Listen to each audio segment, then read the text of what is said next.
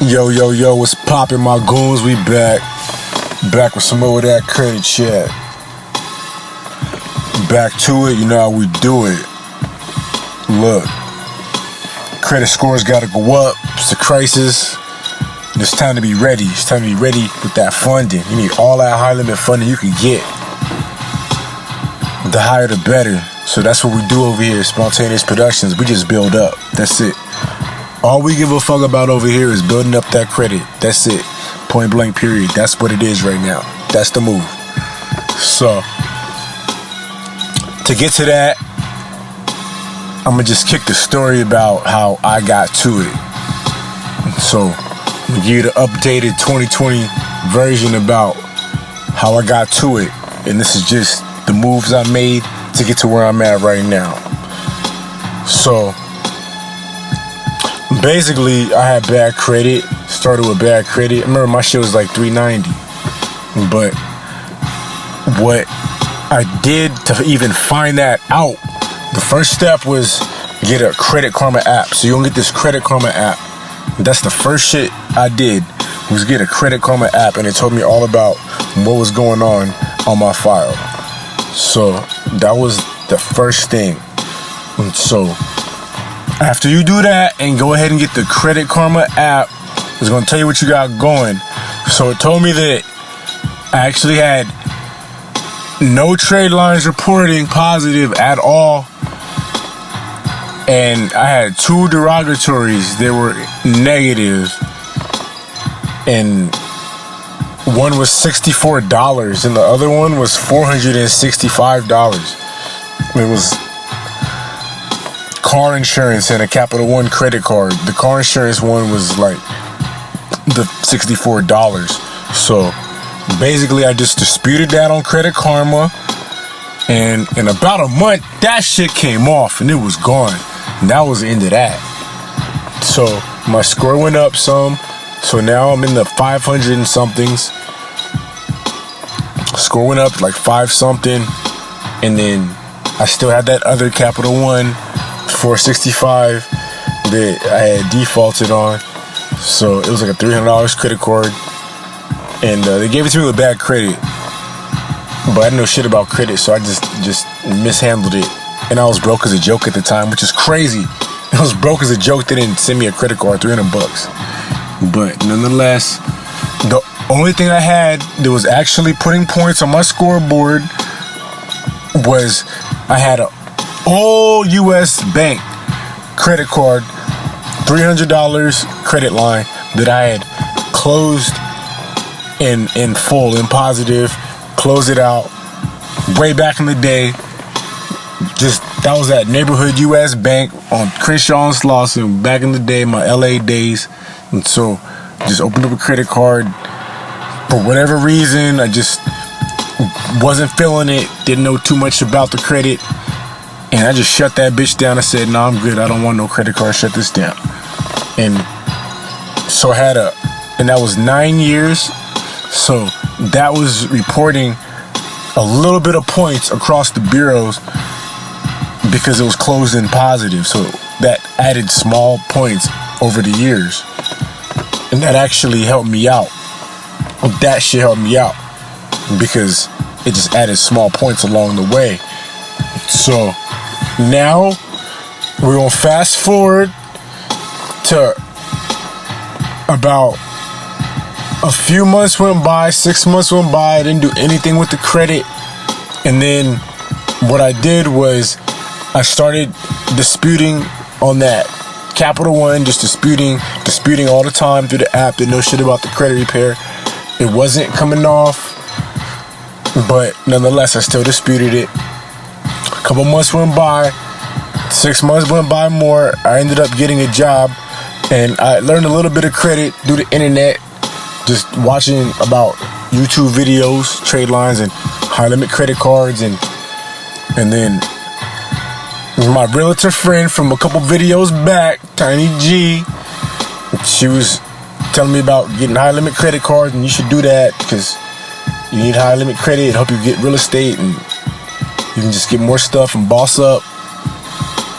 So I was like, okay.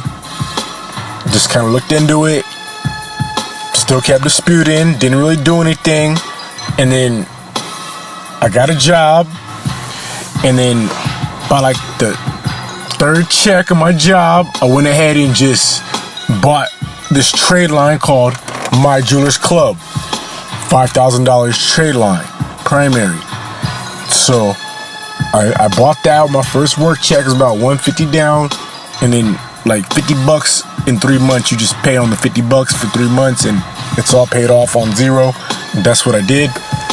And then the very next week after that, another work check, paid again.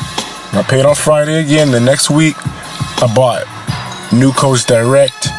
It's also a $5,000 primary trade line. I recommend them both every fucking video, damn near. So check those out.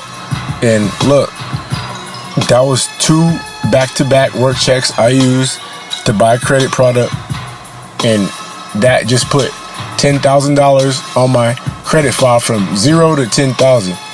Now, I stayed disputing the Capital One 465 for about 2 months more. It didn't budge. I didn't do nothing. Just let the stuff report, learn more about credit. And you know what?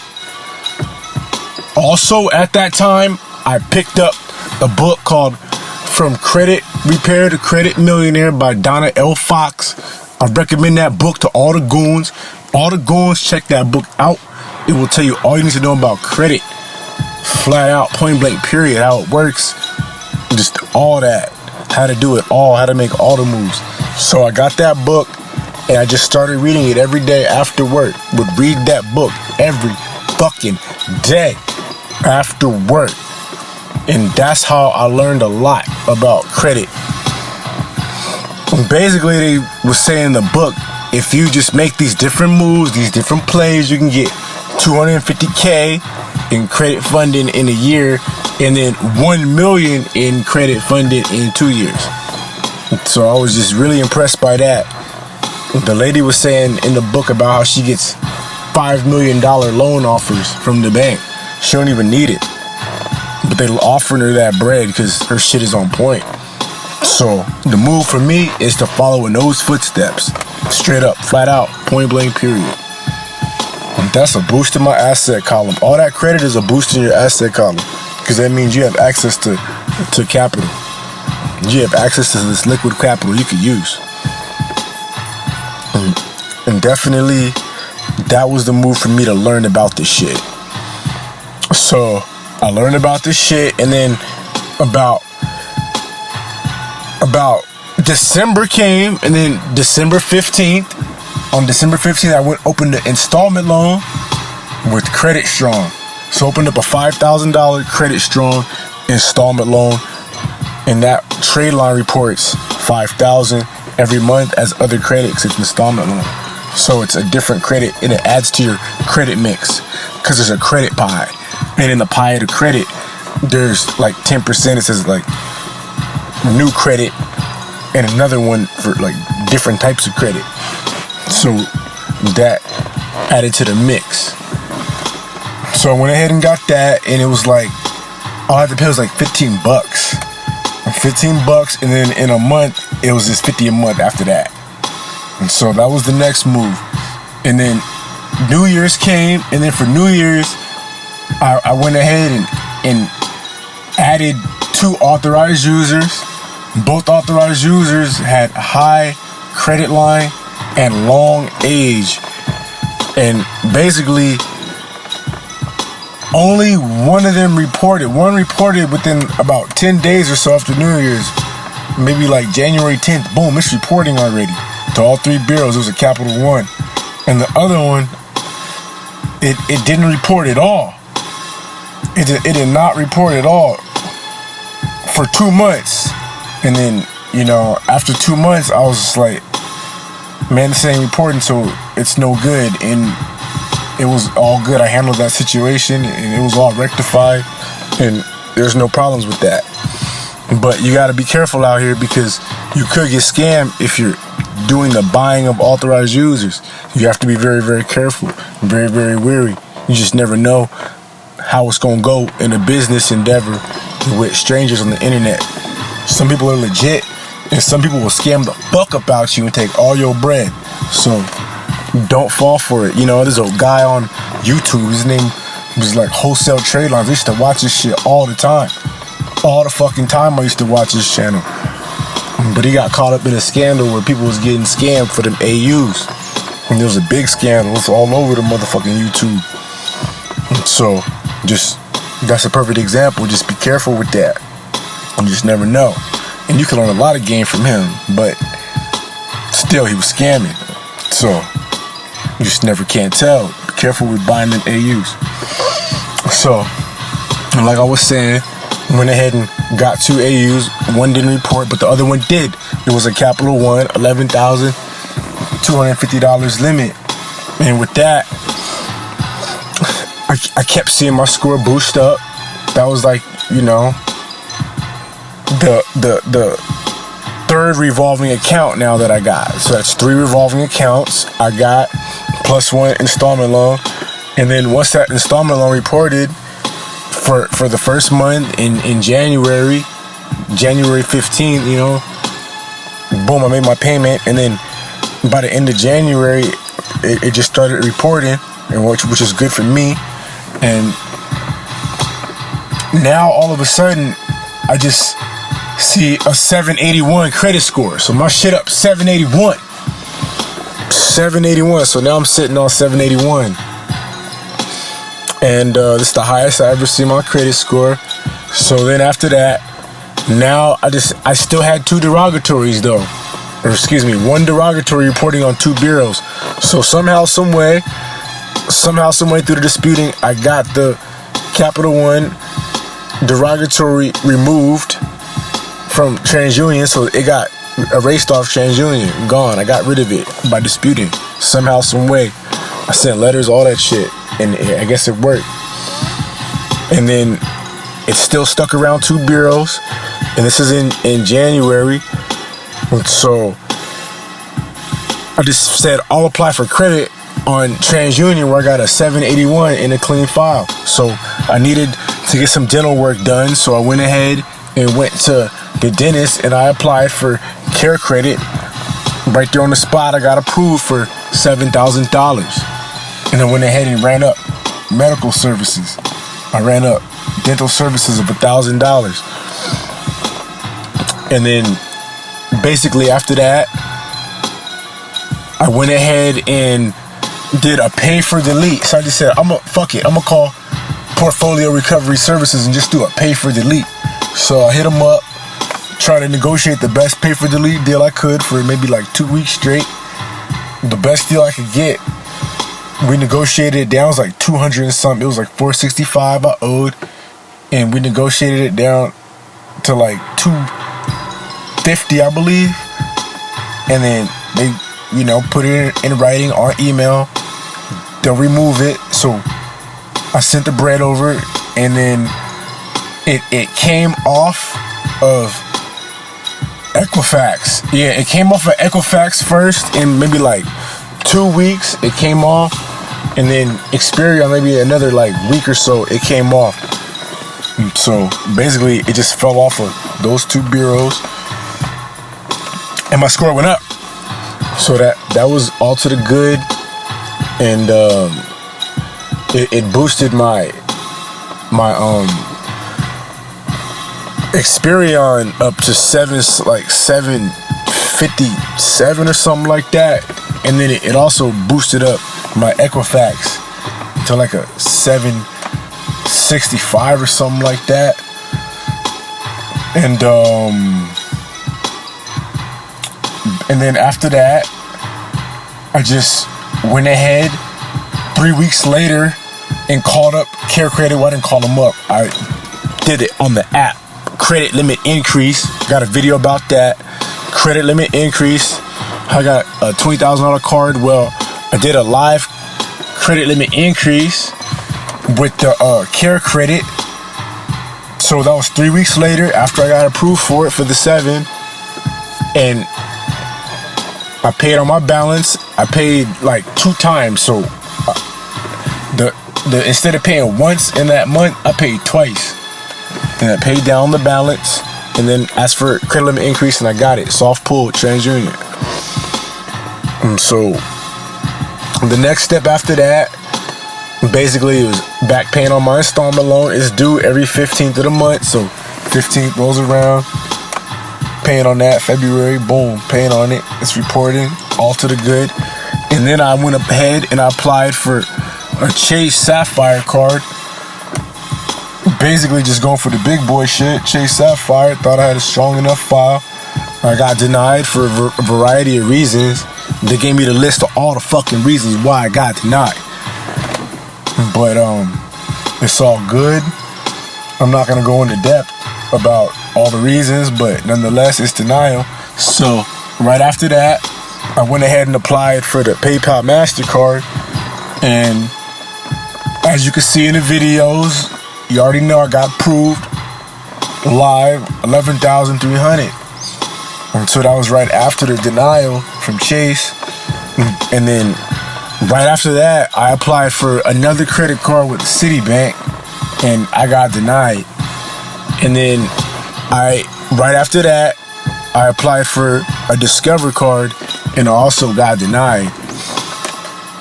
So it is what it is. But I just got $31K in funding, so I'm doing good so far. Everything is Gucci. Everything is situated. We ain't got no problems. We building. Building is in motion. So the derogatories came off. $31K unfunded. Got denied credit about 3 times, but it's all to the good. Got approved for credit 2 times. That's good. Oh, and then I applied for the Marvel card. The Marvel card through Synchrony Bank. Got denied for that. So racked up another denial. And then after that, I opened up a PenFed credit union account. So opened up this PenFed credit union, savings and checking, put a couple $100 in it. And then right after that, I opened up a Navy Federal credit union account as well, savings and checking. And then I ended up putting a few thousand in that. And then in a month went by, they've both sent me credit card offers, because now I've got a banking relationship with them. And with that banking relationship, I've put the money in. Again, thousands in Navy Fed and a few hundred in PenFed. And that was all my work checks. I saved up. I just stacked up work checks. That's a big part of the story too, is that I stayed low. Didn't go tricking on big booty bitches. I stayed low, stayed working, worked hard, saved up my money, and built my credit all up over this time span. This 6-month time span I did this. So now I went from I was broke as a fucking joke to I needed a job and I had bad credit to now I got all this funding and money in the bank. So now basically it's about to be a new month. It's now April in a few days. So now the next move for me is to apply for credit. So I'm going to apply for credit again. In a few days, I'm going to get a fresh score update across all 3 bureaus. Equifax, TransUnion, and Experian are going to do an update on fresh information, reporting on all the good positive stuff I have going on my file. And so with all of that, then I have an even higher score. And because I have a higher score, chances are I'll get a higher credit line approval when I go apply for Navy Fed, because I know they're going to pull from TransUnion. Also,